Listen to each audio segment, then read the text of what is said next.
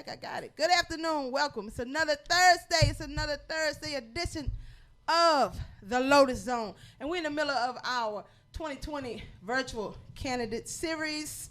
Don't forget, seniors, this show is to educate, enlighten, and engage seniors and their caregivers. We're going to get started. We got a full packed house today. The candidate series is sponsored by the East Baton Rouge Council on Aging Senior Advisory Board to give them information on candidates to make an informed decision at the polls. We have invited all the candidates in the mayor's race, Metropolitan Council, and local judiciary candidates to come to the Lotus Zone and engage the seniors. Each candidate will be asked a series of questions submitted by the seniors. Some came from the lunch line. Some y'all have submitted online. Some of them have been called in. We're going to answer the calls, and so we're going to get started. Each candidate in the segment will be given 15 minutes, allowed 2 minutes to introduce themselves and to reply to each question. We prefer that each candidate refrain from making personal attacks against their opposition. We prefer that each candidate stick to the topic and the question being asked. All right, seniors, y'all know that we got our sponsors, Care South, Medical and Dental, right, Trudy? First Financial, and People's Health. So we're going to get started with our judicial series. I can't see the comments, but I guess y'all going to load them so we can see when the seniors start talking to me. So we're going to start our judicial series today, and our first candidate is Mr. Quintillis. Last name Lawrence? Yes, ma'am. Quintillis, did I say that right? You did. You said all it right. perfectly. You got a nickname, Quinn? That's it, Quinn. Quinn. How did I know? See, I knew he had a nickname. All right, Quinn. So what we're gonna do is just do a little brief introduction, because we've done some of the mayoral stuff and we've done some of the council stuff. So we're really excited to get to hear from potential candidates of the judiciary. As you know, the role of seniors in every election is important. Their collective participation holds power. When a certain demographic participates at a higher rate than any other, it tends to carry relatively more political clout. You know the seniors carry clout. Oh, no doubt. Oh, they carry some weight, in case you didn't know. For nearly 40 years, the turnout of voters over age 45 has significantly outpaced those of the younger Americans. In the 2016 presidential election, for example, 71% of Americans over 65 voted, compared with 46% of people of the age of 18 to 29. So senior voters need to know whether a candidate has the essential qualities to be a good judge. Integrity. We're looking for judges with some integrity, some knowledge of the law, intelligence and common sense, freedom from bias and discriminatory opinions, and mindsets to apply the law fairly, the ability to make decisions in a timely manner, and the personal skills to preside over a courtroom with dignity, courtesy, and to all participations. So we're going to start with the first question. Okay. First, what we're going to do is allow you 2 minutes to introduce yourself. Tell us about you. Tell us about your upbringing and your judicial experience. So why don't you do that? Okay, thank you, Ms. Amar. All right. My name is Quintillis Lawrence, and I'm running for 19th Judicial District Court Division K. This is the seat that's currently occupied by the Honorable Bonnie Jackson. Oh, she yes. is retiring after the end of a 20-plus year career, almost 30 years, on the bench. And I am looking to fill that seat as a former commissioner, having sat on the bench as the commissioner for 6 years, a practitioner, having practiced as a prosecutor, having practiced as a public defender for 7 years, and as a professor of law, an adjunct professor of law at Southern University. Currently, I teach criminal procedure, I teach evidence and torts, as well as having served for the past 3 years on the Louisiana Law Institute, which is the arm of the legislature that helps to make changes in the law. Now so to an extent, I help make the law. Well, let's back up. You want to explain tort to us? Oh, yes, that's when personal injury, car accidents, All right, we slip know and what that falls. means. Yes, ma'am. Yes, ma'am. You help us get paid. Yes, ma'am. We got that. Okay. Yes, I teach the students to help you get paid. To help us get paid. Yes, because my All right. practice has specifically been around the criminal area, although I have dabbled in the tort law and the little So you employment keep us law. free. Yes, ma'am. Keep Okay, you free. then. All right. And make sure that your rights are protected. Good. All right. Okay, so the first question. What do you perceive as the greatest obstacle to justice, if any?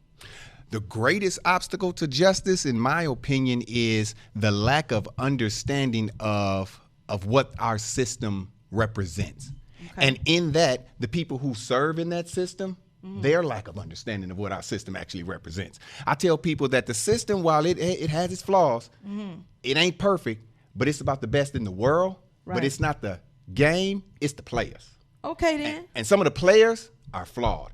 Lack of knowledge, lack of empathy, lack of understanding as to where the people are coming from that come before them, or that they have to prosecute, that they have to defend, or that becomes a party to the system. And that's across the board: civil, criminal, family, the whole gambit. So you think the current judges, or the judges that sit on a plethora of benches, they have a lack of understanding of the people? No, it's not the judges that, because see, we're losing some judges that have that. Okay. They have that. And unfortunately, Okay.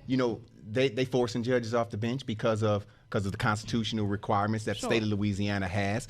And while those valiant fighters have fought that, the system says, no, this is the way it's going to be. So what happens is you have those of us who are in the practice who don't have that understanding, who now either seek to continue practicing without that knowledge and seek to be judges without that knowledge. And so we're in jeopardy of having more of the same, if not worse, in terms of not understanding how our system is supposed to operate. All right.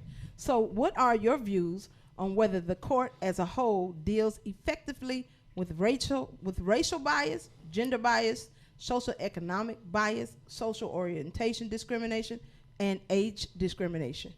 Well, the court in and of itself, I think that the court does a good job of it. Okay. But again, I harken back to my players. What about the jurists? The juries? The jurist. The jurist, the judge? Well, the judge, for all intents and purposes, when you say the court, that's who I'm thinking of. Okay. That's the court. That judge, he or she is the person who's making those decisions based on the law and applies that law to the facts. And the judges that I have practiced before, the judges that I've had close conversation with, they are good judges. They are judges who understand that everybody deserves and requires due process under the law. Okay. And what has been your greatest accomplishment in your legal career thus far? My greatest accomplishment, I would say, is having a diversity of practice, a diversity of experience. Like I said, practicing the law from both sides, the prosecution and the defense, teaching the law, making the law, and being a commissioner to administer the law, having an opportunity to see the law from every aspect. Okay. And what is your vision for the future of our judicial system? What changes would you advocate for and why?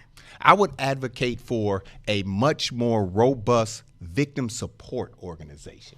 Meaning that, like, for instance, I served in the military as a special victims prosecutor. So you're a JAG officer? I am a JAG officer, yes, ma'am. Big time. I'm a JAG officer. You should have said that first. Well, it's 2 minutes. It's short. 2 minutes go by real fast. All right, okay. But I am a JAG officer, and I served as a special victims counsel. Okay. And what that is that in the military, they allow for lawyers to represent the victim. And in representing the victim, not to the extent that the prosecutor does, but I actually represented the victim. I get to make appearances in the court and say, my client wants, my client does not want. So I file motions in the whole gambit. Even though we're not a party to the action, they give us the same rights as a party. And I think we need to do that in our state courts with the organizations like IRIS and STAR. Okay, so you want to bring that another layer to the court? Yes, ma'am. Yes, ma'am. Because the victims deserve it. They should have a voice of their own. Okay, and what do you think about the growing prison population? What response should society have to prison overcrowding? The response that they have had is ridiculous. Okay. What we need to do is we need to ensure that we have alternative sentencing provisions, because some of the things that we have that are crimes, when I was growing up, they was just mischievousness, or they were what they are. Say, for instance, you get people who go get burglary of a vehicle. That's theft. Right. They ain't burglarized no vehicle. It's theft. But it's the law now. It's the law now to go into a car and take an iPhone cord, burglary of a vehicle. But it was theft when I was growing up, and you got punished accordingly. You got your butt whipped. Right. So you say bring butt whoopings back. Well, the butt whoopings I got, don't bring them back. Because no, but it's the criminalization of things that were not criminalized when I was growing up. And what it is we need to get an understanding of some people commit crimes of survival, not crimes of opportunity. There are people who commit crimes of opportunity, but a vast majority of the people that we see coming in our court system are committing crimes of survival because they want to pay those bills. They want to get that money for their children. They want to feed them. They want to clothe them. And if elected and you get this kind of person in front of you, how would you handle them differently than what they're doing now?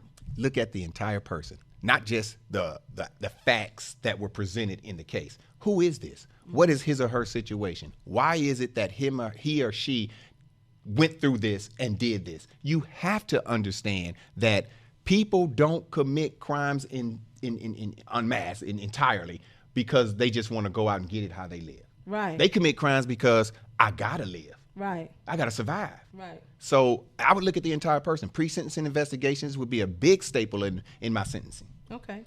And what factors are considered in granting and setting bail amounts for defendants? What do you believe is the primary consideration?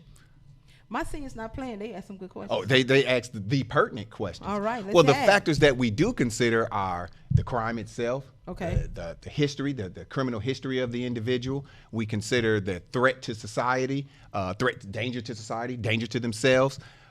But what we need to start looking at is the person. Again, we take the person out of it, it seems like, when we look at what the law has given judges the ability to do, or what most judges courageously separate themselves from. You got to be courageous. You got to say, look, this person has a job, this person has a family. Yes, this person is alleged to have committed a crime.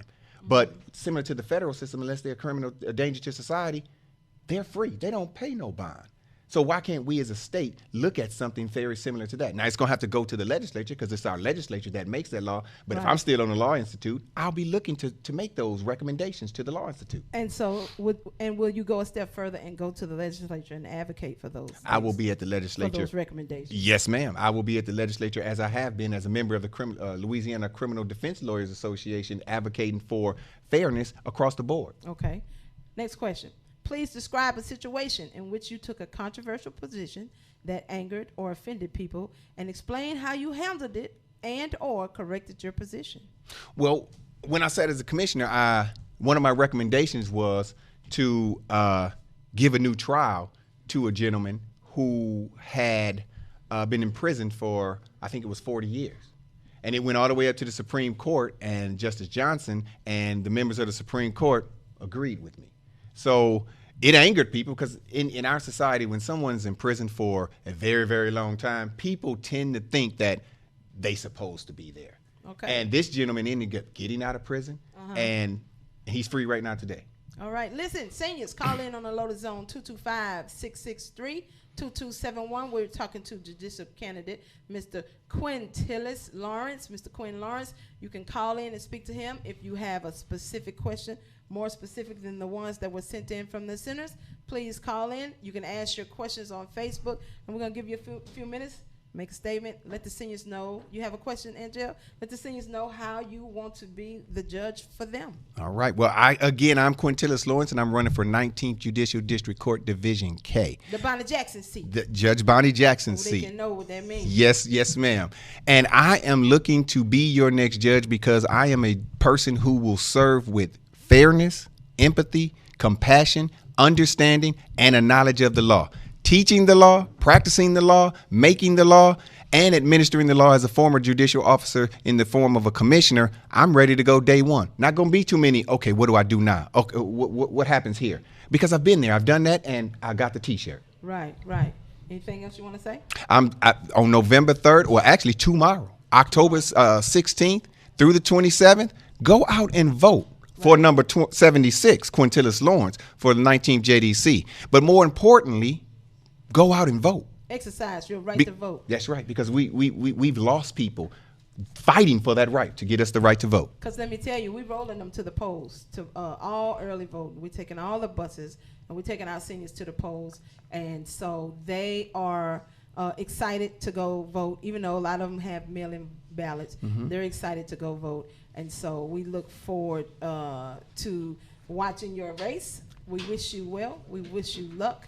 And thank you for taking the time, coming to speak to us, speaking to our seniors, and sharing your platform with them. Well, thank you for having me, and thank each and every one of you seniors for being the people who we stand on their shoulders and being able to do what it is we're doing and do what we want to do. Because if it weren't for you, we wouldn't be here. Now, if the seniors need to ask you a question and want to talk to you, want to drop your how they find you on Facebook or the internet, or drop your phone number and let us know. Well, we're at Quintillis, Quintillis 4 Judge on both Instagram and Facebook. And our website is the same, Quintillis4Judge.com. We kept it simple. Yes, ma'am. All right. Thank you, Mr. Quintillis. Thank you. I appreciate it. All right. Seniors, we're going to our first break. We're going to go to our first break, and we're going to give away our first tablet when we come back from the break. We're going to our first break.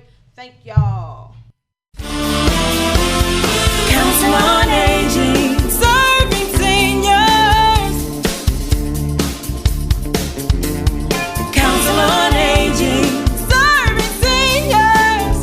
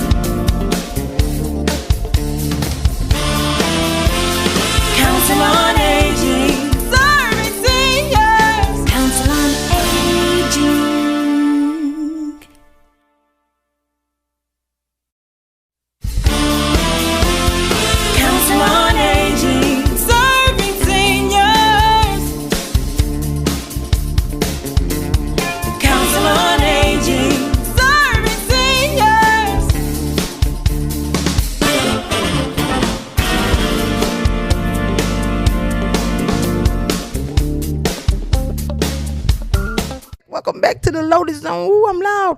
Welcome back to the Lotus Zone. All right, seniors, look, I want to see who paying attention. Click the like button. Let me see if you're listening. I'm giving the tablet away right now. Caller number 2, call in and get this Fire HD tablet. What's the number, Trudy? Tell me the number.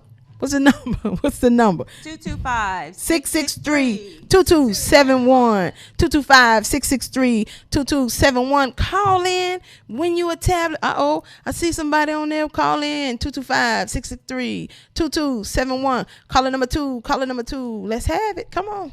Before the next judge. All right, we got a call. All right, I see somebody listening. I knew y'all was watching. Welcome to the Lotus Zone. Who am I speaking with? Hello. Welcome. Hello, who am I speaking with? Helen Copeland. Hi, Miss Copeland. Miss Copeland. Hi. Didn't you win already, Miss Copeland? You ain't win. You didn't win the tablet.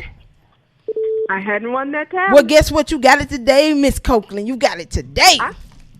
You got. Thank you, Jesus. Thank you, Jesus. Thank the Lord is good, and He is good all the time. Yes, ma'am. Yes, ma'am. You got the tablet. You won the Fire HD with Alexa in it. And look, you can pick it up tomorrow between 2 and 4 right here at 1701 Main Street, the Lotus Center. All right? I'll be there. Thank you. All right, now keep listening because you know I'm giving the TV away at the end of the show. And what better to go with your new tablet than the smart TV that you're going to hook to the tablet. So you're going to hook your tablet to the TV and you can watch me on the TV. And you know what else I'm going to give you? A T-shirt. I'm going to sign your T-shirt because I'm a super senior. I'm a senior superstar. I'm going to sign your T-shirt. Thank you. All right, Miss Copeland. I appreciate you for listening here, darling. Okay, thanks. All right, keep listening. Bye-bye. Bye-bye. Okay. All right. And look, seniors, all right, we got our next judicial candidate coming to the platform. The Honorable Judge Tiffany Foxworth is joining us. Please put your headsets on and so she can know why we're here. This candidate series is sponsored by the East Baton Rouge Council on Aging Advisory Board, Senior Advisory Board. It's about 25 of them, and they really run the Council on Aging. Anyway, they wanted to have this judicial series so they can hear directly from all candidates for mayor, for Metropolitan Council. Each candidate will be asked a series of different questions that have been submitted by the seniors and collected during lunch at the different senior centers. Each candidate segment will be given 15 minutes, allowed 2 minutes to answer for each question. We prefer that each candidate refer and refrain from making personal attacks against their opposition and answer the question and stick to the topic. All right. The role of seniors in every election is important. Their collective participation holds power when a certain demographic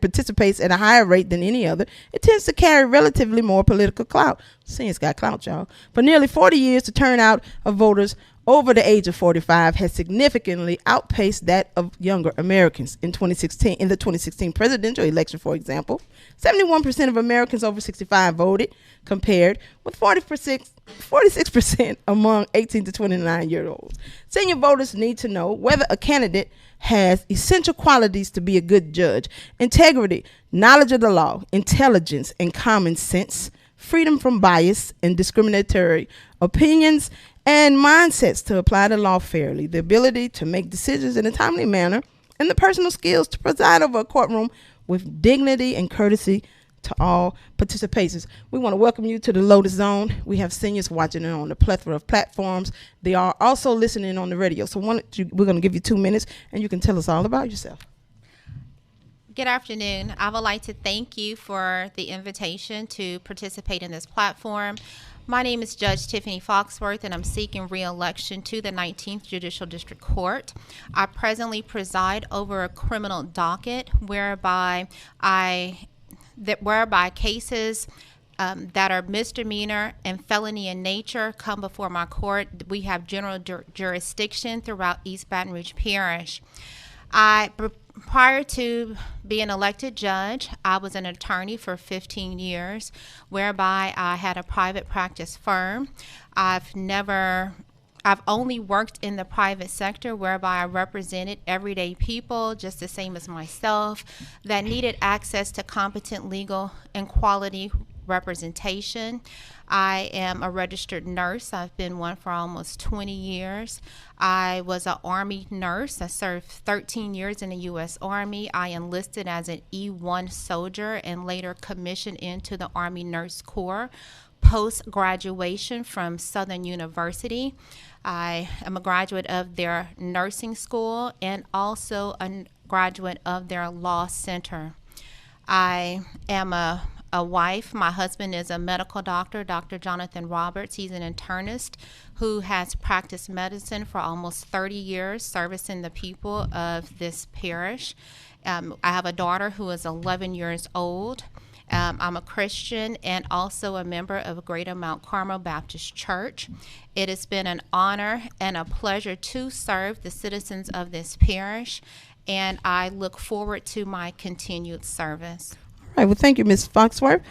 Seniors, make sure that you call in. If you have questions, ask your questions on Facebook. You can call in 225-663-2271. First question, What are your views on whether the court as a whole deals effectively with racial bias, gender bias, social economic bias, sexual orientation discrimination, and age discrimination? Now, I know you just announced that you're currently serving as a judge. And how long have you been on the bench? 3 weeks? I was elected judge on August the 15th, which was actually a Saturday. That following Monday, I actually appeared downtown and actually began the working process before I took my oath. This seat has been vacant for approximately a year and a half prior to the election. And so I knew and understood that there was a lot of work that needed to be done to ensure that victims had their day in court and access to justice, and also that to prevent any additional delays for defendants that had matters pending before the court. So I took my oath on August the 28th, and I have been at work every day presiding over cases since such time. So that's almost a month. That is correct. All right. Congratulations. Thank you, ma'am. As it pertains to the question at hand, judges are tasked with being fair, unbiased, and rendering justice before the court. Thus far, although it's unfortunate, I mean, we have a history of systemic discrimination within all areas of life, not just in the judiciary.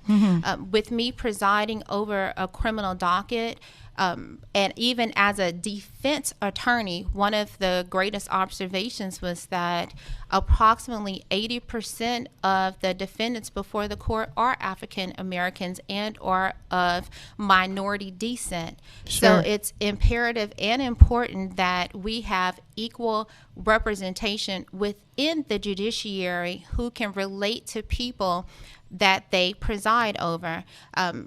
Although judges have to be fair, unbiased, and impartial, they're regular people, and they take their everyday life's experiences with them to the bench. And so, okay, that's we have a important. call. Let's take a call. Good afternoon. You got it? You dropped? Okay. All right. So let's go to the next question. What is your vision for the future of our judicial system? What changes would you advocate for, and why? Wait, you want to answer the call? Okay. Welcome to the Lotus Zone. Who am I speaking with? This is good afternoon. How are you all doing? Good afternoon. How are you? I'm fine, thank you. This is Firma. Okay, Miss Firma, how you doing? Foxworth, why do you want the reliable, respected, and wise seniors to vote for you when you disrespect and discriminate against them as being seniors? Thank you. First and foremost, I've never discriminated against anyone. I began my public service work after graduating high school, whereby I served in the Army as a enlisted soldier and a commissioned officer. I have fought for the constitutional rights of all Americans, including seniors. In addition to that, I've been a registered nurse for 20 years. I have taken care of sick people. I've worked alongside with the geriatrics. And in addition to that, I would like to specifically address the call of that question because I have seen the information and also the posts that have been circulating on social media. And as it pertains to that, someone tagged a post to my campaign webpage whereby it spoke to term limits and the average age of Americans being 37. One thing that I can say is, first and foremost, I am a middle-aged adult myself, a middle-aged adult who takes care of an aging elderly mother. My mother has stage 4 cancer.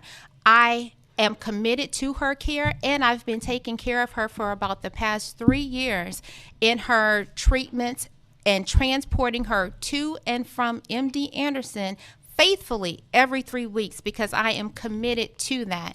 In addition to that, one of the reasons that I even sought to run for a judge, even though this was a highly contested seat, is because my grandmother is also aging and had dementia. As a first-time college graduate of my family, it was important to me that my family see these things come into existence. It's important to me as a public servant and also community leader to be someone who can be an inspiration to younger adults. And you look at the criminal court system, the mass Okay, let's go to we'll go to the next question. And just in that same vein, I understand social media and how it works, and when posts are put up, and we have to be mindful of what is said and how it's construed. And so we might want to make sure when we're running for anything or when we're controlling anything that we take charge of that and make sure that it doesn't get in the wrong places, in the wrong hands. So what is your vision for the future of our judicial system? What changes would you advocate for and why? First, another thing. With the mass majority of inmates that come before the court, and again, I preside over a criminal court. I've worked for 15 years as a criminal defense attorney. I have represented people pro bono who were even charged with heinous crimes such as homicide, fought for their rights at my own expense, and they received justice with acquittals in the court of law. You know, one thing that I urge people to do is you look at the actions of a person. People can post anything online. People can say anything about people. But one thing that you have to bear in mind is you as voters, you know, as citizens, we should be conscientious of the things that go on and ensure that we're making decisions that impact the greater community and not just us as individuals. Okay. The people that, again, the inmates that come before the court are, the mass majority of them are young Black people, minorities. That grandmothers have propped up. Because don't forget, this show, ma'am, this show is for the seniors, and I recognize that you want to talk about the young, and that's great. Mm-hmm. But these questions are coming from the seniors, and so if let's stay on topic and answer the questions as it relates to them, because they are the ones that support their grandchildren and are the foundation and the root of the trees of this community. So let's see if we can stay focused on that. I am focused, and I was reared by grandparents myself, and I'm speaking from the context of what comes before the court. I serve in the capacity of a criminal court judge. We do not have very many seniors that come before my court. No, but their grandchildren do, right? And which is why it's important that we have elected officials who are actively engaged in the community. It's important that when people come before the court, they can see a mirror reflection of who they are and understand that there are people who care about them, that there are people who will take an interest in them, and that they see other elected officials and community servants who they can relate to. Okay. Next question. Please describe a situation in which you took a controversial position that angered or offended people, and explain how you handled it or corrected your position. Well, one thing that I've done before is I actually was engaged in a campaign whereby there were citizens within our city limits that sought to have greater diversity in Baton Rouge City Court. Mm-hmm. So I ran for a seat, and the data that was collected from that seat resulted in East Baton Rouge, which resulted in Baton Rouge City Court having greater diversity. For the first time ever, we had 3 Black elected judges in Baton Rouge City Court, and that was as a result of the data that was collected from that race. Okay, and that was in 2012. That was 8 years ago. Okay, great. What do you think about the growing prison population? What response should society have over prison overcrowding? Louisiana is ranked #1 in mass incarceration. When you look at the larger parishes in this state, we have Orleans, East Baton Rouge Parish, and Cato Parish. So with the parish that we live in being one of the largest parishes, we are a major contributory factor to mass incarceration. A lot of it is as a result of people being criminalized and penalized on the front end before they're actually even convicted of a crime. Because it's unfortunate that bail obligations are used to incarcerate people due to their inability to afford bail on the front end. And if you remain elected, what will you do to change bail obligations? Well, first and foremost, I read every affidavit of probable cause that comes through. I've had a duty week also already, and during my duty week, I said at least 100 bonds, read over and executed search warrants and DNA warrants, things of that nature. Now, as far as bail is concerned, the primary obligation is to ensure the defendant's return to court and public safety.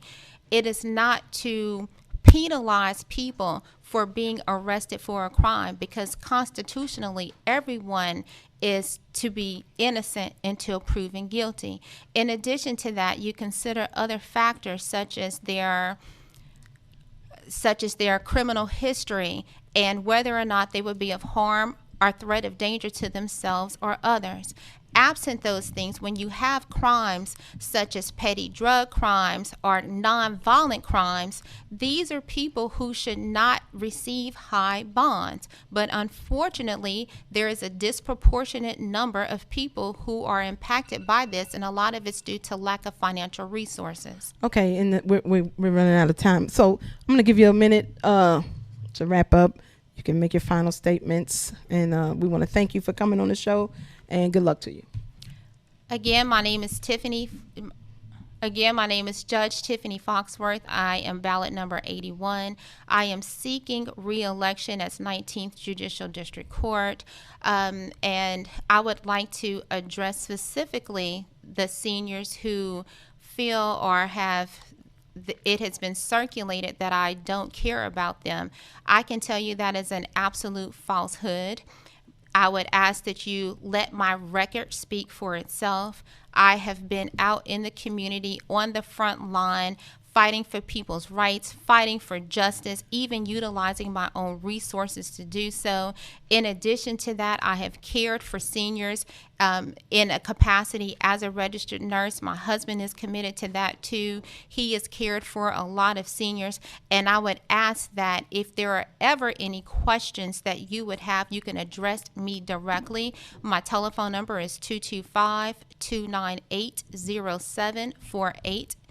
And God, thank you. I ask for your prayers and your continued support. Thank you. Have a great day. Thank you. All right, seniors, we're going to bring on the next judicial candidate, and you all can find Miss Foxworth down at the 19th or maybe out in Central. Hey, have a great day. Let's get the next one. Well, they're voters. Yeah, they are. Mass list ones. All right. We're going to have Mr. Joel Porter, attorney. Joel Porter will be coming up next. The one and only. And he's, y'all, when I tell you he is clean as the Board of Health, that's exactly what I mean. He is headed. He said he's looking for a wife. You looking for a senior, Mr. Porter? Absolutely. Okay, you at the right place. Mr. Porter is looking for a wife. Now, he said it. Seniors, if you're interested, put your name up there. Click like, put your name up there, and I'm gonna help him out today. See, he put his foot in his mouth, seniors. I'm gonna help him out today. I'm gonna drop his digits, and y'all can call him. Seniors, you want to call in and find you a husband, you can call in. You can call in 225-663-2271 and speak to candidate. You do realize that bigotry is a crime. Candidate Joel Porter, pull up and put your headsets on. Okay, Mr. Porter, this candidate series is sponsored by the East Baton Rouge Council on Aging Senior Advisory Board, and we're going to give you 15 minutes. You get 2 minutes to answer each question. I'm going to go over the little topics today. Do I have to have this on? Yes, you do. The role, because you can hear me. Okay. Yes. The role of seniors in every election is important. Their collective participation holds power. When a certain demographic participates at a higher rate than any other, it tends to carry relatively more political clout. For For nearly 30 years, the turnout of voters over age 45 has significantly outpaced that of younger Americans. In 2016 presidential election, for example, 71% of Americans over 65 voted, as compared to 46% of those 18 to 29. Senior voters need to know whether a candidate has the essential qualities to be good judges. You got to have some integrity, some knowledge of the law, some intelligence, some common sense, some freedom from bias and discriminatory opinions and mindsets to apply the law fairly, the ability to make decisions in a timely manner, and the personal skills to provide over a courtroom with dignity and courtesy to all participation. All right, Mr. Porter, we're going to give you 2 minutes and you tell us all about yourself. And could you get to the mic and so we can hear you well? We want to hear that Barry White in your voice. Oh, Let's wow. go.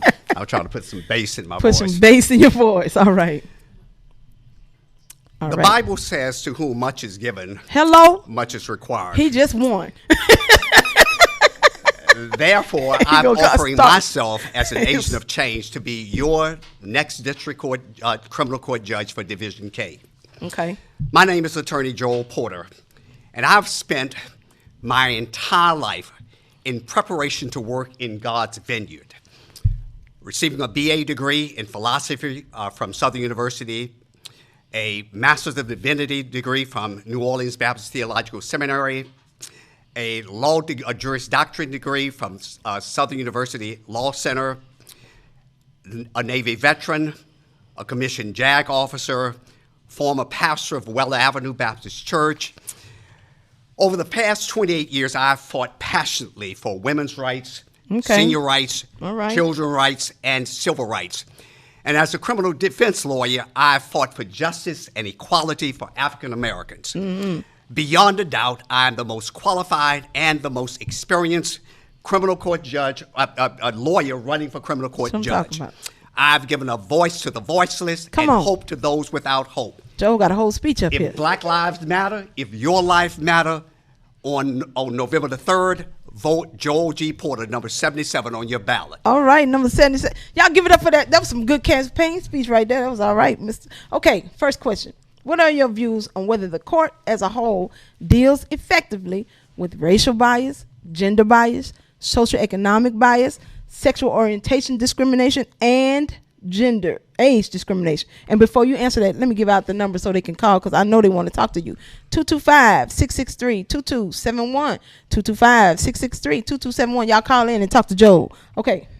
It is my position that the court does not deal well with racial bias or gender bias or sexual bias Now you're telling the truth. at all. Thank you. The reason that the state of Louisiana has more people incarcerated than any country, I didn't say any state in the union, but any country in the world, is because of racism, All right. plain and simple. And until we get judges off of the bench who are racist and who discriminate based on sexual preference or gender, we're going to keep having these problems. But the court does not deal well with those kinds of issues at all. Mm-hmm. And what about judges that make statements about how old you should be while you're working? What about that? Well, I don't think that we should discriminate against anyone based Right. on any preferences, whether we're talking about race, age, sexuality, or religion. Okay, just clear that up for me. Thank you. Please describe a situation in which you took a controversial position that angered or offended people and explain how you handled it or corrected your position.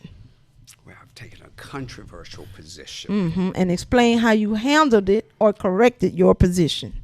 Well, I'm always taking controversial positions all the time. Okay. Did you explain it and did you correct it? Or you stood for it? What you do?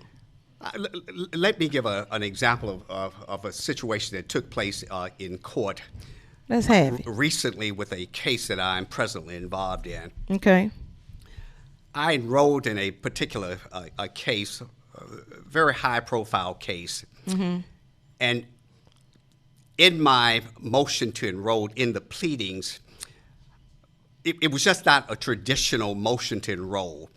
I went a little further by defining some things. The court did not like it.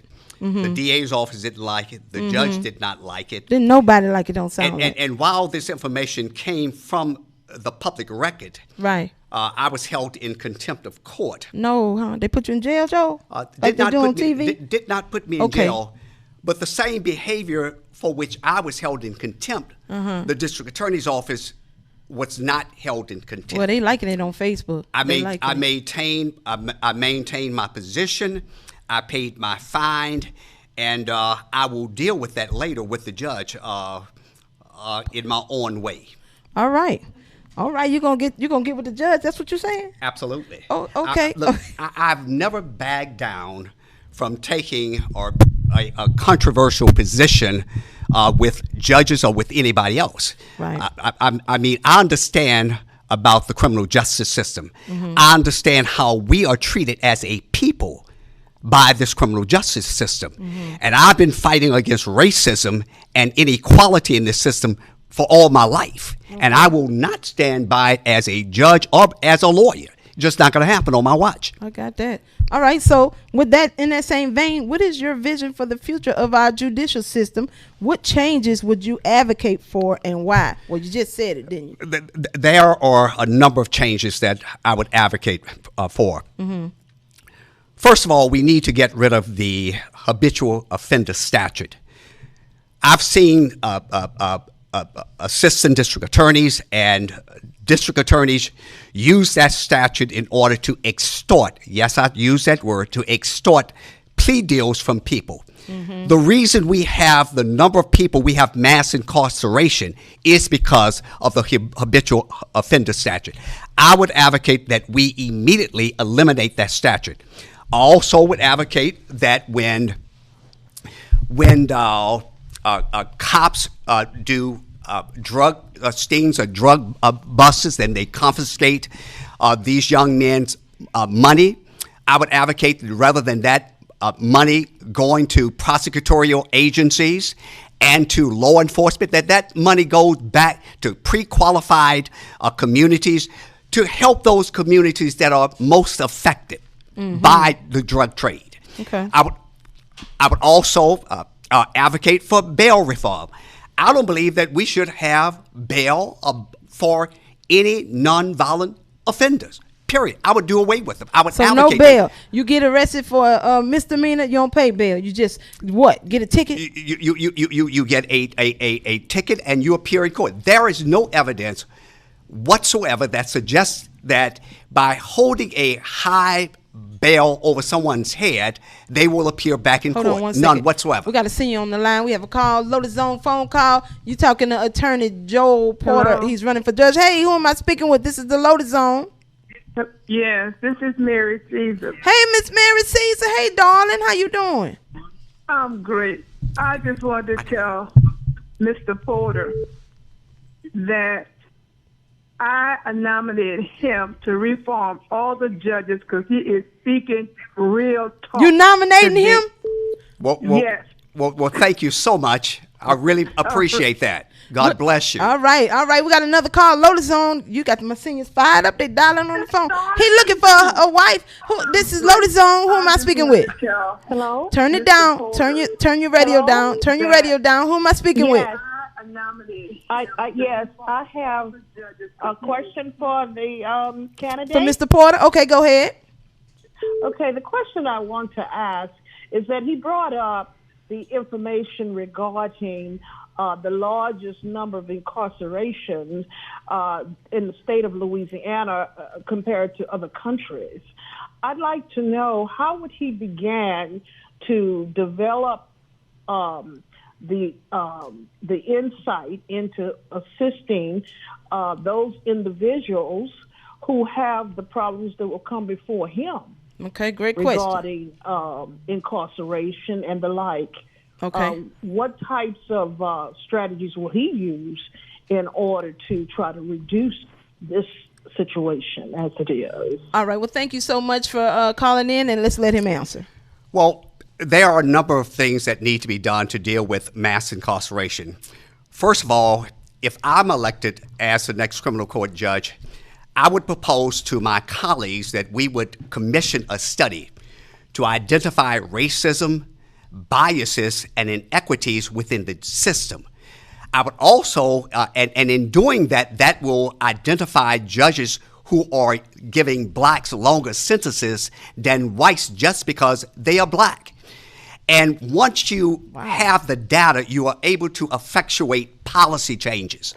So we can give that information to our legislators to promulgate or to enact legislation to deal with mass incarceration. So what you mean by promulgate? You mean write some new legislation? That is all right, correct. let's take a call. We got another call. They all on the phones for you, Mr. Porter. All right, you on with the Lotus Zone. You on with Attorney Joel Porter. Who am I speaking with? This Mary again. I wanted to ask a question. You just trying to get this man for your husband, Miss Caesar. I get you his number. Stop it. All right. Okay, go ahead.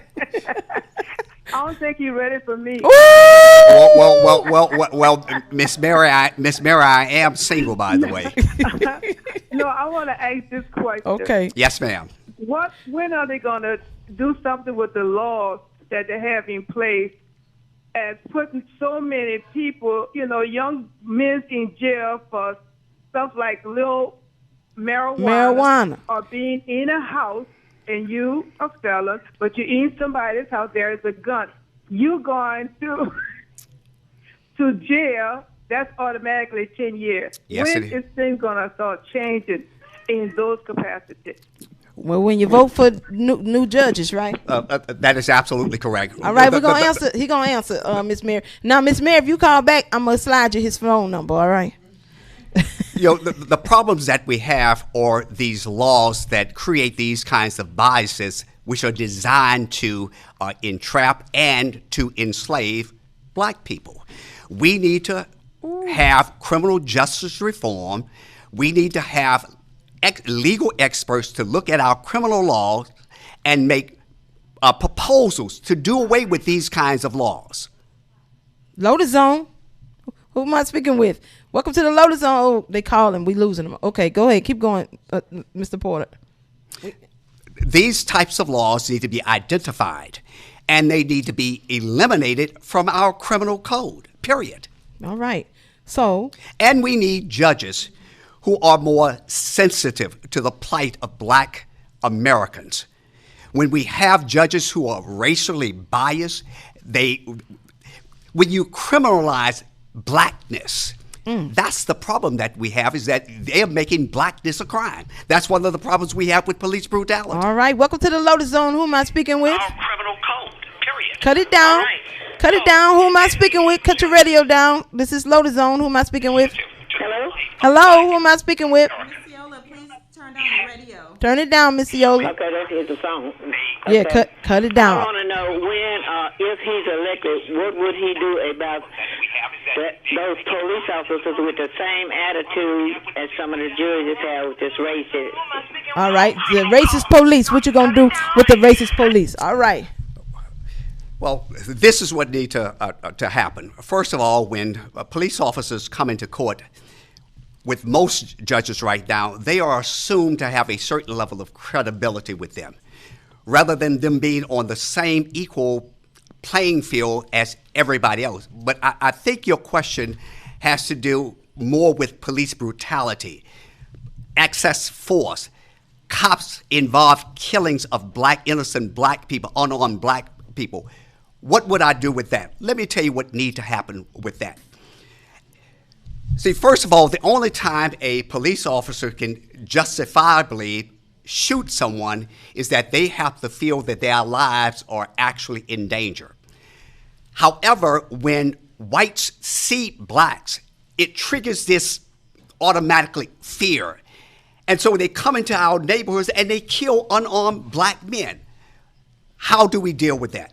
Well, we have to create another arm of the criminal justice system that's designed to deal with, prosecute, investigate, and try these kinds of cases.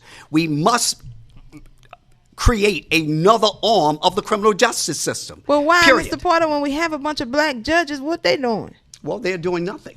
Ooh, okay. All right, let's go to the question on the card. What has been your greatest accomplishment in your legal career? My greatest accomplishment in my legal career. I represented a former NBA basketball player Okay. who was falsely accused of murder and attempted murder. He was denied a bond, spent 2 years in jail. This case was being handled by another lawyer. I was brought the case a Saturday evening. The trial started that Monday. And by the end of the week, this young man, after a full trial and 267 pieces of evidence was submitted, he walked. What? He was acquitted. But yet he lost 2 years of his life Wow. for a crime that he did not commit. Wow. And that's probably my greatest accomplishment.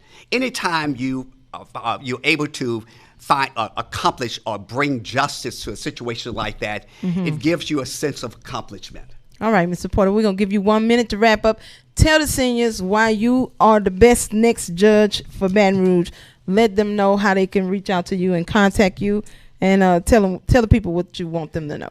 Well, we need a judge who is compassionate, a judge who is courageous, a judge who's able to make who's unafraid to make the tough decisions, a judge who's fair, a judge who's just, a judge that cares about our community, a judge who's from our community and who wants to make a difference in our community, a judge who's a friend of council on aging, a judge who's been here for seniors his entire life. Okay. That's what we need, and why you should elect me to be your next district court criminal court judge. Now, you came in here talking about you looking for a wife, so put your phone number on there. Seniors, get your pen out. 225-978-1955. I do want to do one thing before I go. All right, go ahead. I want to bring Christmas early to 3 of your listening audience. Let's have it. I want to give 3 large screens television away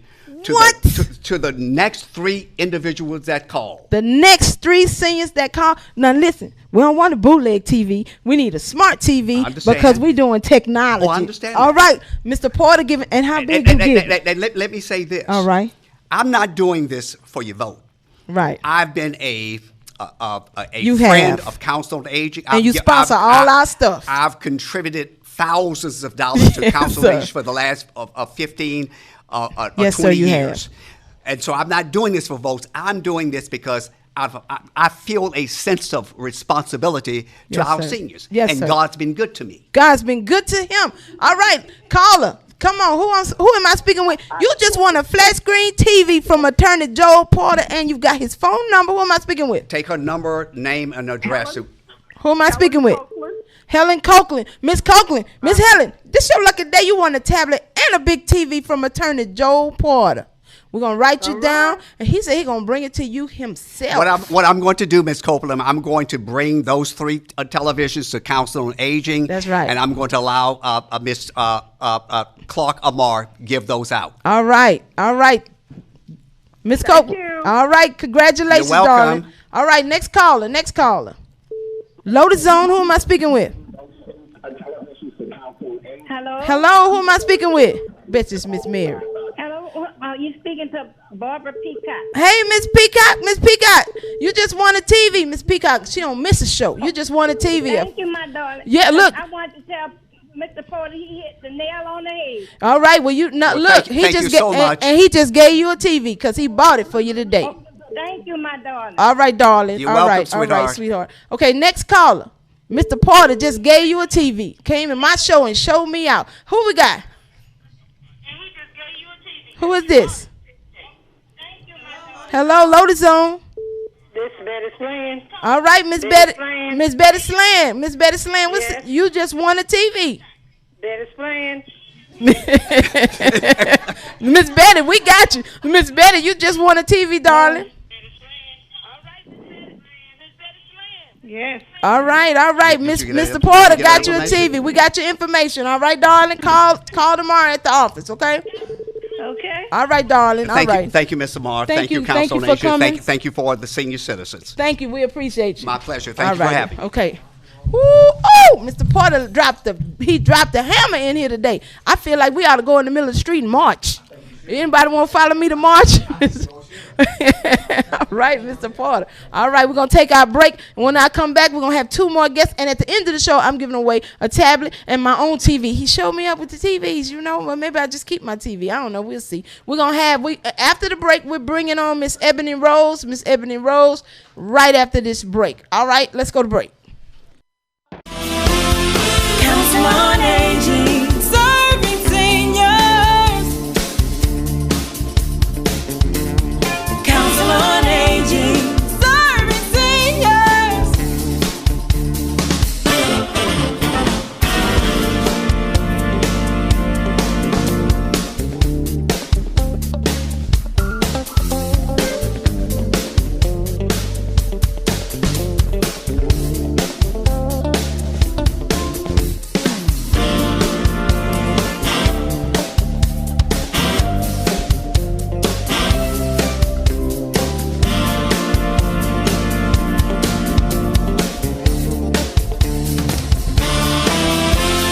Council on Aging, serving seniors.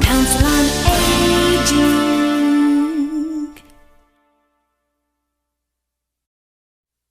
on Aging. Council on Aging, serving seniors. Council on Aging, serving seniors.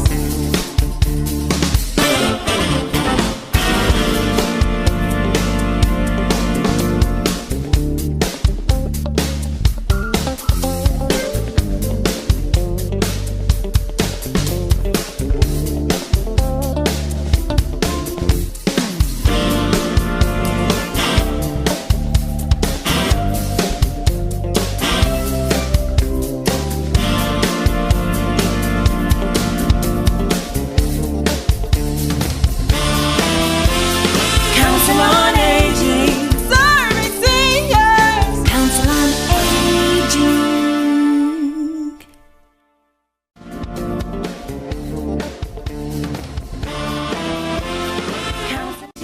Serving seniors. Council on Aging. Seniors, welcome back. Don't forget, we rolling on the bus starting on Friday. We rolling early voting. We going to the polls. We going to every location. We taking you from every neighborhood. Listen, if you worried about your ballot, put it in your pocketbook and get on the bus. We riding the buses. We got 7 buses and we rolling. And you don't have to worry about the long lines. We bringing chairs. We got bag lunches. We got snacks. We got water. We got juice. We even got Depends in case it go down. We're not going to have any problems with exercising our right to vote. So listen, get on the bus. I might wear me some too. You never know how long we going to be. But we gonna vote tomorrow. We gonna vote this week and next week. We gonna get our votes cast. So don't worry about your ballot not being counted, because we're going to the polls. Now listen, we got our next judicial candidate up, Miss Ebony Johnson Rose. She is also running for the 19th JDC District Court Division K. This is my first time meeting her, so I'm glad to have you. Welcome to the Lotus Zone. This show we did because of the pandemic, but we have seniors listening on Facebook, we on Instagram, we on Twitter, we on YouTube, right? We everywhere. We all over town. We on the radio. That's great. Right. So why don't you tell us something about yourself? Tell us about why you're running for judge. Tell the seniors why they should vote for you. And then we got a series of questions that they have submitted so we can hear your platform. Yes, ma'am. Well, thank you so much for the invitation to be on the show today. Mm-hmm. Again, my name is Ebony Johnson Rose. I am a candidate for District K, which is the seat that is currently being held by the Honorable Bonnie Jackson. Miss Jackson has served as judge for the past 25 years in the criminal court. And so I grew up here in Baton Rouge, having come from Houma, Louisiana. Actually, I'm a country girl. I came here in 1998 to go to the Southern University. Yes, I am a 2-time graduate, graduating at the top of my class, number 5 in law school. It's all about education. You know, my grandmother. Okay, look. Y'all kill all of that Jaguar Nation stuff in here. This is Rattler Town. All right, just kidding. You know, my grandmother really instilled in me the importance of an education. Unfortunately, when I was a teenager, I was raped. And so I had a son at a very young age, but my grandmother wanted me to go to school. So she did everything in her power to make sure that I graduated from high school. And then I was able to go on to graduate from undergrad with my BA and then go to Southern University Law Center. I'm running to become judge because I know that too many people that look like me and look like the people in my family are incarcerated at very disproportionate rates. And that's the sole reason that I'm running, because I want to create reform in our judicial system. All right. First question. What is your vision for the future of our judicial system?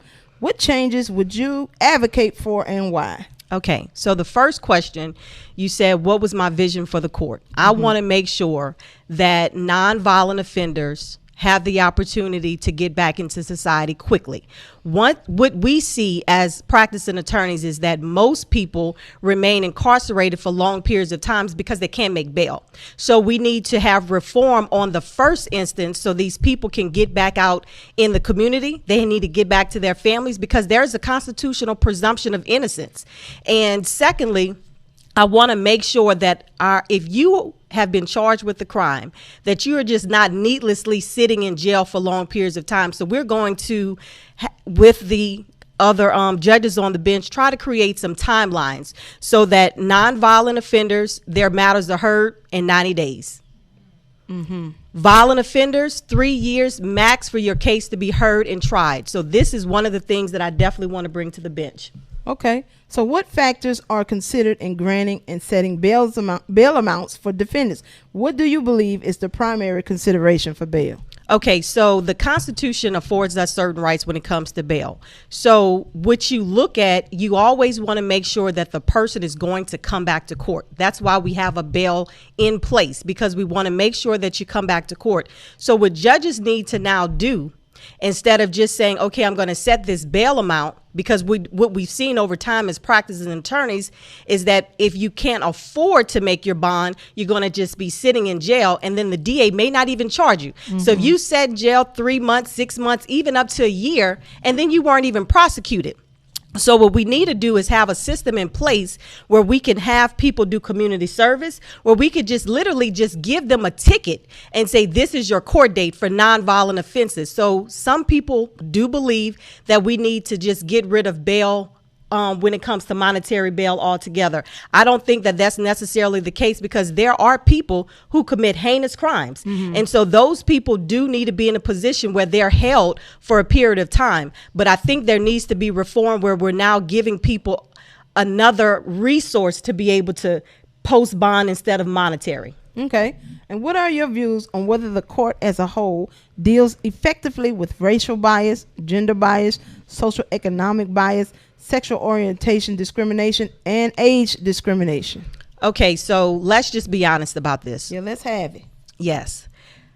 As long as the justice system is comprised of people, we will have biases, because we bring our own biases with us when we sit. Just because we put on robes, we don't disrobe from who we are and our backgrounds and what we believe in. So it's up to the other judges as a group to hold each other accountable, so that when you sit in a seat of judgment, you got to realize that that's a position of authority. God made the seat of a judge. The first judge we see was Moses. And so when Moses sat, he said, and he wanted to make sure that what he was doing was according to God's law. So we can't forget that on the front end, that we have a moral obligation to do what's right, even though we may have biases and prejudices. We need to hold each other accountable. We need to call each other out when we see that one judge is doing something that's unfair just because a person that looks like me or you is before them. So why you think they don't do that now? Uh-oh. That wasn't on the card. Well, let me say this.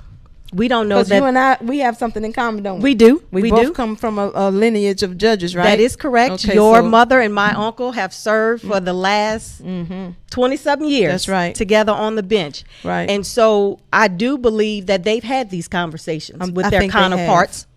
But when you are in a minority, it's hard to get some things changed if we want to be honest. Right. So we have an opportunity to now become the majority. Right. Okay. We can effectuate some change. Well, all right. Let's see how that goes. So, what do you perceive as the greatest obstacle to justice, if any? Read that one more time for me. What do you perceive as the greatest obstacle to justice, if any? The greatest obstacle to justice is us. Okay. That's the reality of it. When people believe a certain thing, they're going to act a certain way. So until we can penetrate the hearts and the minds of people, we won't ever have a fair society. We can have a lot of lip service, because that's what people do. They give a lot of lip service, they but it talk has a to lot be of trash.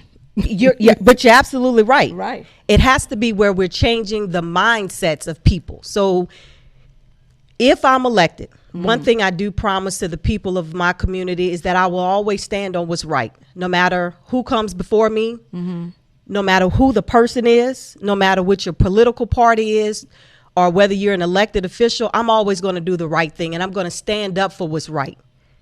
All right. You can't do no more than that. So, what has been your greatest accomplishment in your legal career?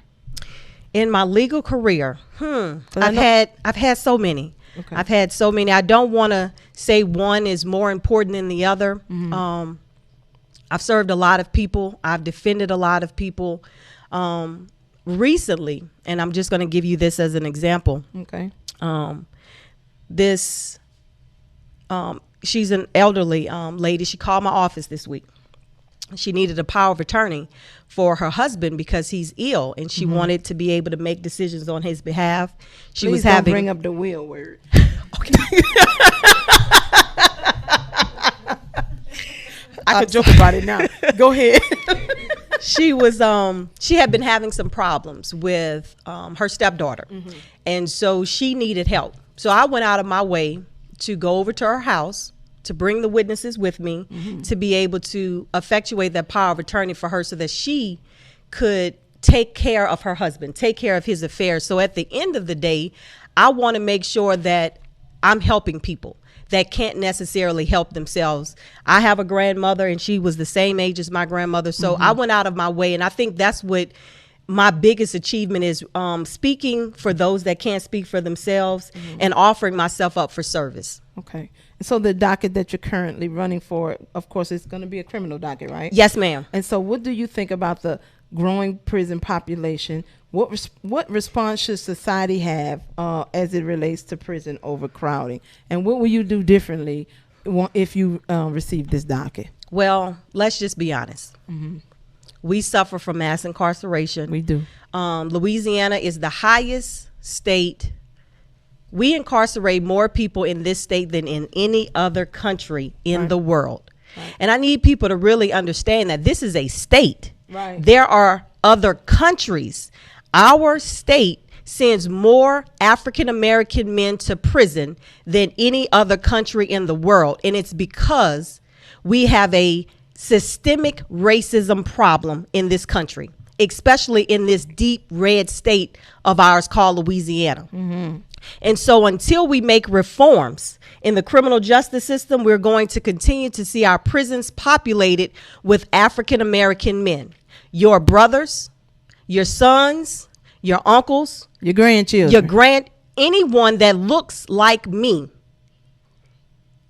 are being incarcerated. So one of the things that I want to do, I hate the fact that we have this habitual offender law. 3 strikes and you out, right? Yes. And it was instituted because they wanted to continue to keep black men in prison providing free labor. It is modern day slavery. Right. So what can we do as judges? We can speak up. We can talk to our elected officials. We can go to the legislature to get them to take this off of the books. Okay, you got a big fight on your hand with that one. Okay, listen, if you want to call before Miss Ebony Rose leave, you can call in 225-663-2271. We got a call, 225-663-2271. They clicking like they listening. All right, last question from us, and then we're going to give you 1 minute to make your last statement. Please describe, we got a call. Okay, let's take the call. Lotus Zone, who am I speaking with? Lotus Zone. Hello? Mary, hang up. Hey, come on, I'm listening. Go ahead.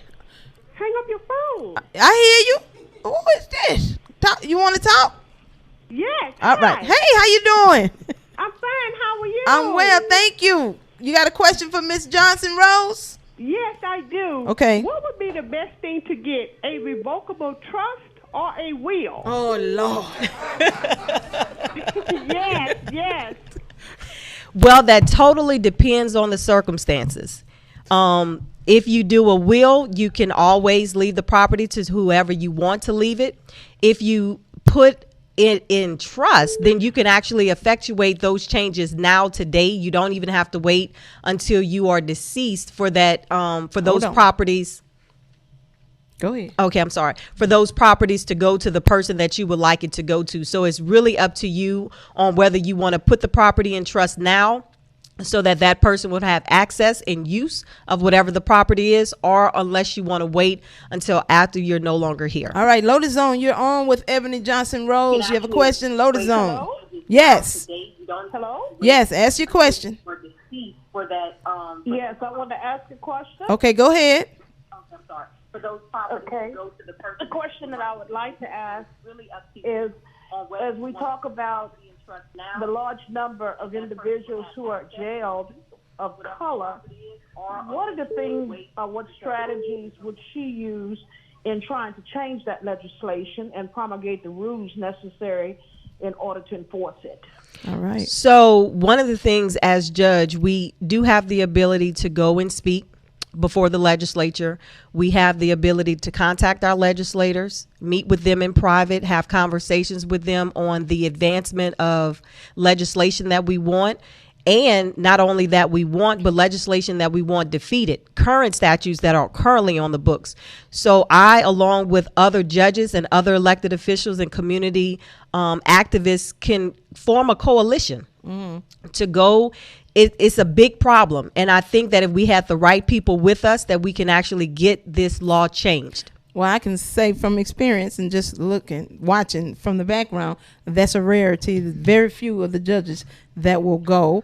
And so I will, if elected, I will hope to see you be successful at getting your counterparts to go with you. So listen, we're running out of time. I'm going to give you a minute or so to wrap up. You can give them your information. I'm sure they got more questions, particularly about wheels for some reason today. But you can go ahead and give them your information, how they can contact you and reach you. Yes. Thank you again for having me, Tasha, and thank the Council on Aging for the work that you do in my community. I've seen those little blue buses delivering food to people throughout the pandemic. Yes. So that is a blessing, and I hope that you continue to get the resources needed Thank to you. help our elderly. I know my grandmother, she lives in Terrebonne Parish, but she has to go to Shady Acres She does. every day, baby. She don't want to miss it, okay? Oh, yeah. I've been to Shady Acres, actually. It's a nice place. It really is. It is. But again, Ebony Johnson Rose, Joel said it best when he said, "To whom much is given, much more is required." My uncle always quotes that scripture to us, and I know the importance of putting yourself out for public service. This is my first time running, and I'm doing it because I want to make a difference. I know that I'm a young person. I've been in Baton Rouge the last 20 years, but I have actually spent so much time trying to do what is right and uplift people. I've been a servant. I have too many people in my family that give, and I want to give as well, but I want to now give in the courtroom. I want to make a difference in people's lives that come before me. So I'm asking for your vote, but most importantly, I'm asking for your prayers, because this has been a long journey for me, and the attacks come, but I know that God is able. He's going to sustain me. He's going to keep me. We have, I think, 21 more days. Lord, thank you. Have mercy, Jesus. 21 more days. So it's number 75 on your ballot. Please go and vote. Early voting does start on tomorrow. Don't worry, we riding buses. Okay, all right. That's what I'm talking about. That's what I'm talking about. And it will last until October the 27th. Election day is November 3rd. I hope that you all exercise your voice. That's right. Your voice is your vote. Thank you so much. One thing about the seniors, you don't have to tell them they're going to go vote. And they'll be ready, armed with their information and their knowledge. So we thank you for coming. We wish you well. Good luck to you. Thank you for so much. taking the time out to come and drop a word to the seniors. All right, seniors, we got one more candidate, right? One more candidate. He's running for district attorney. This is a rarity. We don't normally get district attorney candidates. But in the meantime, while we wait for him to come on, because Joel outshined me today. So I want to give away my own tablet. Did he show me up? I'm gonna give my tablet and my TV away right now. I'm gonna give my tablet and my TV away right now. Let me get caller number 3 while Mr. Dassau comes. The phone number is 225-663-2271. 225-663-2271. Caller number 3. Let me have it. Caller number 3. You getting the tablet and the TV combo. I'm doing them together. 225-663-2271. We got one. Let's go. Cut your radio down. Cut your radio down so I can hear you. Cut your radio down. Who am I speaking with? Barbara Bradford. Hi, Miss Bradford. How are you, darling? All right, how you doing? I'm well. What senior center you go to? Hello? What senior center do you attend?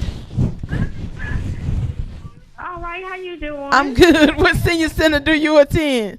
Charles Kelly. All right, guess what? You won a TV and you also won Charles Kelly. You won a TV and you won a tablet to go with your TV. Congratulations, you won. Kelly? Yes, ma'am. Yes, ma'am. We got you. You won the TV and you won the tablet. Okay, thank you. All right, Miss. Okay. Well, all right. Thank you. Come on, have a seat. All right, how are you? Good. All right, we ready. All right, seniors. We got one more. This one is a little different. He's not running for judge. You're not running for judge. You are running for judge. He's running for judge. Why did I think you were running for DA? I'm all thrown off. Okay, he's running for judge. My apologies. He is running for judge. All right, put this on and speak it to the mic. I want you to tell us all about yourself, what you're running for, which seat you're running for, and why you're running. Good afternoon. Good afternoon. Thank you for having me. We got the Barry White voice now. Let's have. All right. My name is Christopher Dassau. Dassau like Nassau, except like for with Nassau a D. with a D. Got you. Yeah, so I'm running for district judge, 19th JDC Division G. So this is a different seat than the other guests that have been coming on. And whose seat was this for? Well, Judge Richard Anderson is the current occupant of that seat. He's the one in the seat now. The jailer. Well, I can say that. You can go ahead. He's my opponent. It's just me and him in the race together. Mm-hmm. So I'll be on your ballot whenever you go to the polls to vote for the presidency. So you on everybody's ballot.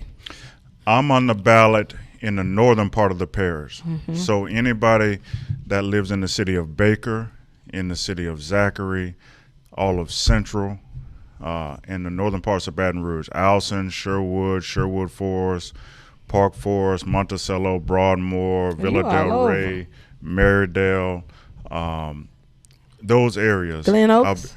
No. Marydale area, it doesn't really cover much of Glen Oaks at all. All right. But just kind of those parts of the parish, I'll be on your ballot. Number 79. Number 79. Okay, so tell us something about yourself and what you do, because I know you have an extensive career, and I know you and I have crossed paths out in Baker. You do a lot of work with the city of Baker. I always see Mayor Waits, and I see you. So tell us about what you do. Well, I'm in public service. Mm-hmm. I've been, like you said, I'm in Baker. I'm the city prosecutor for Baker. There it is. So I've been a prosecutor for the last 8 years for the city of Baker, and I'm the only prosecutor for the city.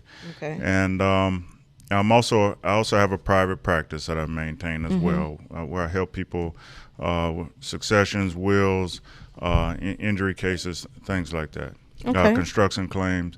But, I'm enjoying my being a public servant. I know that's my calling and what I'm supposed to be doing. And I serve people inside the courtroom and outside the courtroom. I believe it's my responsibility we serve people well when they're in court. We serve people well when they have to come to us. But I feel it's part of my responsibility to go to them and serve them before they have to come to us. So that's why you see me in the community. Why did you decide to run for judge?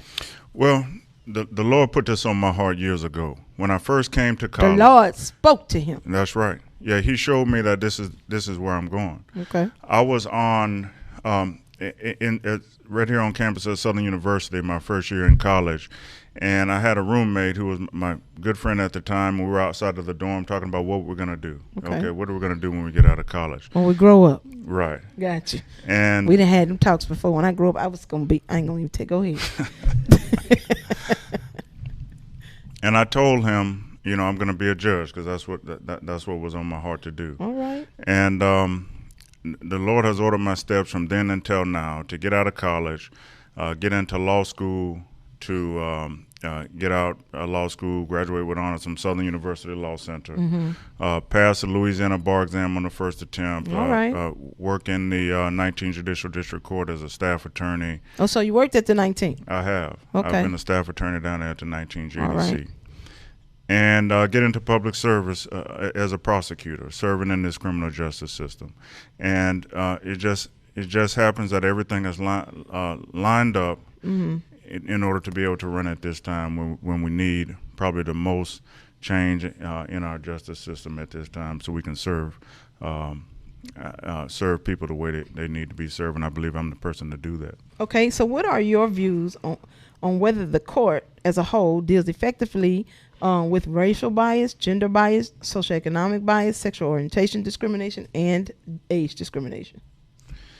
As a whole, we have some work to do. Yeah. Okay, we really do.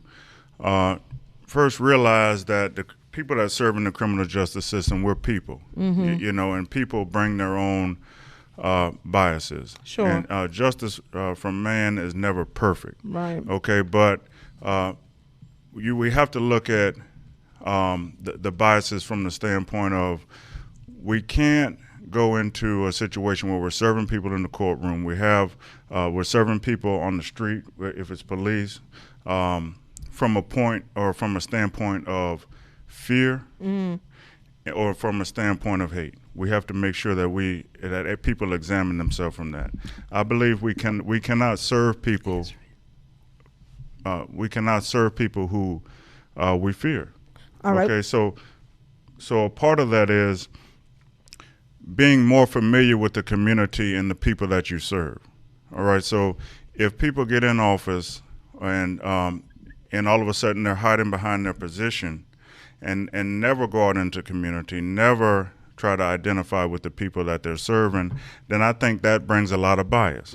Okay, so that's why in my service I've always worked in the community to help bridge this gap. We have a call for you. We have a caller on the line. They want to ask you a question. Go ahead. You're on the Lotus line with Christopher Dassaw. Hello. Who am I speaking with? Hello. Yes. This is Betty Cato. Hey, Miss Cato. Come on. Let's have your question. Hey, baby. I had called in and they had me on the radio and I had asked her what would be the best thing to get a revocable trust or will. And I heard I was talking on the radio, but then the radio cut off. Well, maybe and went to somebody else on the phone. Okay. Well, maybe Mr. Dassaw can answer that question. I'm sorry, I didn't. Ask the question again. Let's see if he can answer it. Okay. Well, they did answer it. They did answer it. Okay. But I can re-ask it again, baby. All right. Go ahead. Ask it again. Okay. My question is this. What would be the best thing to get, a revocable trust or a will?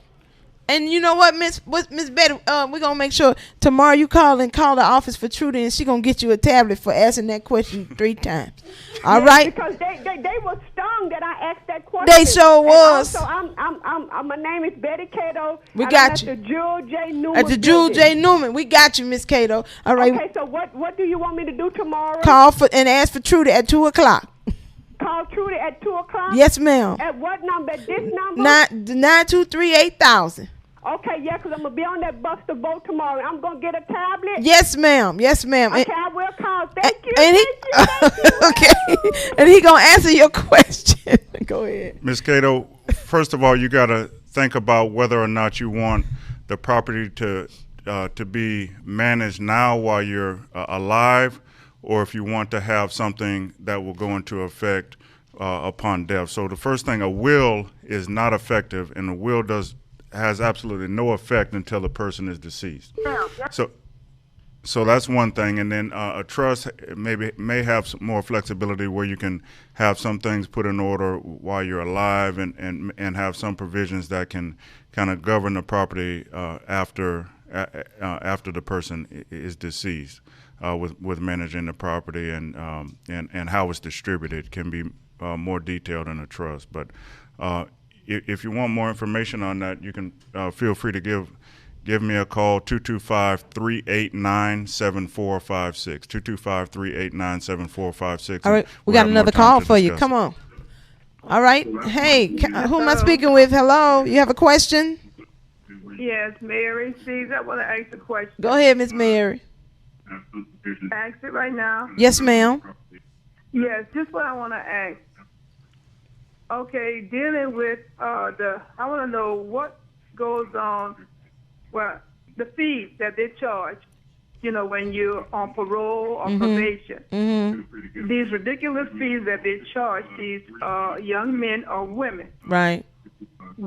How can they be able to pay these fees when, because of the charges or whatever they're on parole or probation, they can't get a job? Yes, ma'am. Okay, I'm gonna hang up and let him answer. Hello? I'm gonna hang up and let him answer. Okay, Miss Mary. Okay. All right. That is a major issue, Miss Mary. So you have a situation where people are charged with the crime. Sometimes underlying crime is based on the people not having the resources. Okay, a lot of thefts, a lot of crimes are crimes where people are hurting. They're in a bad situation, and they just need to. The only way they know how to go out and get what they're looking for is sometimes the wrong way. They like that. But then when you our justice system requires them to give more of their resources just to meet the penalty that we're requiring, that the justice system requires of them, and that's a real issue. So if you're elected judge, what would you do to make sure that doesn't become something that hinders the people that's standing in front of you? Well, one thing we have to look at whether the crime and the punishment fit are justified. Okay, gotcha. Everything I do is governed and will be governed by what is fair, what is right, what is just. And, there are alternatives that can be put in place for, instead of people having to pay money. Sometimes it's service, sometimes it's bettering yourself, upgrading your literacy, going to school, things like that, and putting in community service. Those can be some alternatives, but some of that can be addressed at the legislature. That's one thing that we definitely have to consider is talking with our legislature and advocating for things like that. But the main thing is addressing whether the crime meets the punishment, and we definitely have to look at that. And so what makes you a better choice than the current jurist that sits in the bench now for the people? What makes you a better choice? Well, the first thing is I don't want to talk about my opponent. No, but just what makes you the better choice. But I can tell you that I'm the candidate that treats people fairly, no matter who they are, sure, no matter where they're from, no matter what part of town they live, what they look like, what their race, anything like that. Okay, that's one thing, and I feel that I'm the candidate that can help to bridge this gap between our communities and justice system. Part of that is through serving, well, in the courtroom, but also serving in the community. Like, for example, I have community programs that I've been doing for years in Baker. One of them is our conferences for men, boys, and the women who love them, which is an educational program, a mentorship program where we bring men and boys in from the community. We bring women in with men and boys in their life, and we discuss the issues. What are the legal issues that our men and boys deal with? What are some of the things that they get in trouble with that we can give them information ahead of time to help them know, okay, look, these are the things we see going on. Don't do that. We can, give them some guidance on things like that. What are the mental and physical health issues that they deal with? Things like that to help give them some guidance, because if we serve them in the community more, we don't have to serve them in the courtroom more. All right, and we're running out of time, so we want to give you one good minute to wrap up. Tell us something about yourself and why the seniors should consider you when they go to the polls starting on Friday, and how they can contact you if they have some further questions. And I'm sure you're going to be getting some calls from Miss Mary, so go ahead and tell us. All right. Well, I'm the candidate, like I said, that's going to treat people fairly no matter who they are. I'm a person who I grew up and I learned hard work from my grandfather. My grandfather was a sharecropper in Shreveport. Wow. And I worked with him a lot throughout my younger years, and I came from I'm a regular person, and when Regular down to earth dude. and when I get in the court, I don't forget that. Since I've been a prosecutor, I haven't forgot that I'm a regular person. When I get in the seat, I'm gonna treat people the way they should be treated. That's all we can ask for. And that's valuable, especially in this criminal justice system. Well, we want to say good luck to you. Thank you for coming on the Lotus Zone. We wish you well in your endeavors. Thank you for offering yourself up for service. Seniors, don't forget Friday. We are getting on the bus. Y'all gonna see me on one of the buses. I'm rolling on the bus with you all. Thank you for tuning in to the candidate series. We'll be back this Sunday with Matt Watson. Mayoral candidate Matt Watson. How you love that? He coming to the Lotus Zone, to the Lotus Center to talk to us on Sunday. Matt Watson and some others. So look out for that this Sunday. And of course, we'll have more technology to give away. Thank you for listening. If you haven't secured your ride, then make sure that you call us. Go ahead, Trudy. We're ready to go. Y'all have a great day, and I'll see and talk to you all on the bus on Friday. All right.